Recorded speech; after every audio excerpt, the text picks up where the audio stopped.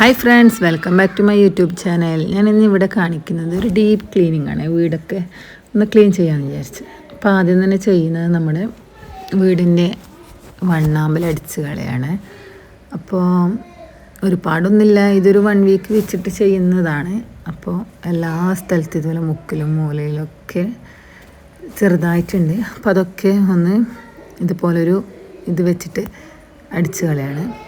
പിന്നെ നമ്മുടെ ജനലിൻ്റെ ഗ്ലാസ്സാണ്, അതൊരു നനഞ്ഞ തുണി വെച്ചിട്ട് നമ്മളിതുപോലെ ഗ്യാപ്പിലൊക്കെ നന്നായിട്ട് ഒന്ന് തുടച്ചെടുക്കുക. ഇതുപോലുള്ള ഗ്യാപ്പിലൊക്കെ ഉണ്ടാവും മണ്ണ്. അങ്ങനെ എല്ലാ ജനലിൻ്റെ ഗ്ലാസ്സും പിന്നെ അതിൻ്റെ കമ്പിയൊക്കെയാണ് തുടച്ചെടുക്കുന്നത്. കണ്ടില്ലേ, നനഞ്ഞ തുണീനെ കൊണ്ട് വെക്കുമ്പോൾ നല്ല അടിപൊളി. പിന്നെ നമ്മുടെ അലമാര, ഷെൽഫ് ഇതുപോലെ തുടച്ചെടുക്കുകയാണ്. അതിലുണ്ടായിരുന്നു കുറച്ച് പൊടികളൊക്കെ, നമ്മൾ കാണാത്ത ഗ്യാപ്പിലൊക്കെ ആയിരിക്കും ഈ പൊടികൾ. പിന്നെ ഫാന് ഇടുന്ന സമയത്ത് നമുക്ക് ഈ പൊടികളെല്ലാം വരുമ്പോൾ അലർജി പ്രശ്നം നന്നായിട്ടുണ്ടാവും. പിന്നെ നേരെ കിച്ചണിലേക്കാണ് പോകുന്നത്. എന്ന് വെച്ചാൽ കിച്ചണിൽ കുറേ സാധനങ്ങൾ നിരത്തി വെച്ചിട്ടുണ്ട്. അരി, മുളക് കാര്യങ്ങളൊക്കെ ഉണ്ട്. മുളകും കാര്യങ്ങളൊക്കെ ഉണക്കിയെടുത്തിട്ടുണ്ട്, അതിനി പൊടിക്കണം, അതാണ് പരിപാടി. പിന്നെ ഹാളിലെ നമ്മുടെ ടേബിളും കാര്യങ്ങളൊക്കെ ഒന്ന് തുടച്ചെടുക്കുകയാണ്. ശേഷം ഞാൻ കിച്ചണിൻ്റെ ആ ഒരു ജനലിൻ്റെ സൈഡിലും കാര്യങ്ങളിലൊക്കെ കുറച്ച് മണി പ്ലാന്റൊക്കെ സെറ്റ് ചെയ്ത് വെച്ചിട്ടുണ്ട്. അപ്പോൾ അതിൻ്റെ സൈഡിലൊക്കെ വെള്ളം ഒഴിച്ചിട്ടൊക്കെ അതിൻ്റെ മണ്ണൊക്കെ ഇളകി കിടക്കുകയാണ്. അപ്പോൾ പിന്നെ കുറച്ച് മണി പ്ലാന്റ്സൊക്കെ ഇങ്ങനെ പുറത്തേക്ക് തള്ളി വന്നിട്ടുണ്ട്. അപ്പോൾ അതെല്ലാം നമുക്ക് ഒന്ന് ഒതുക്കി ആ ഒരു കൊട്ടയിലേക്ക് വെച്ചുകൊടുക്കണേ. കാരണം പുറത്തേക്ക് വന്നു കഴിഞ്ഞാൽ അത് ജനലിലേക്ക് കയറി പോകും. അതുകൊണ്ട് പിന്നെ അങ്ങനെ ചെയ്യാണ്ട് ആ കൊട്ടയിലേക്ക് തന്നെ ലെവലാക്കി കൊടുക്കുക. പിന്നെ ഈ കിച്ചൺ വർക്കേരിയാണ്, ഇവിടെ മൊത്തം അലങ്കോലമായി കിടക്കുകയാണ്. അപ്പോൾ എല്ലാം ഞാൻ മാറ്റിയിട്ടുണ്ട്.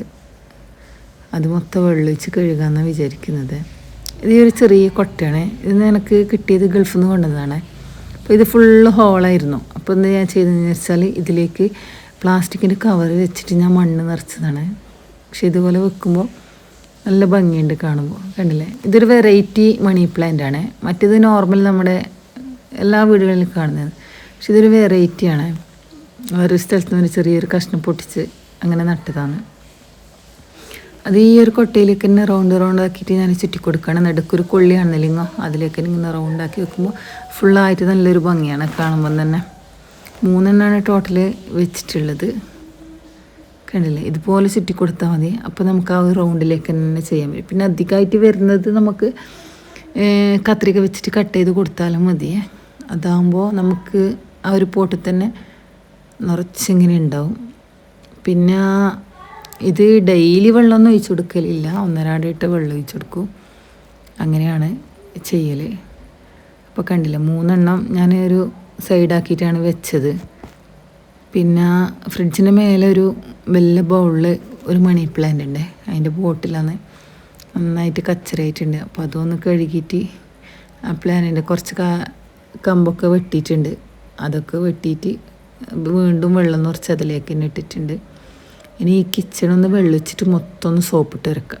കാരണം ഇത് വർക്ക് ഏരിയ ആയതുകൊണ്ട് നന്നായിട്ട് പൊടിയുണ്ടാവും പുറത്തുനിന്ന് വരുന്ന.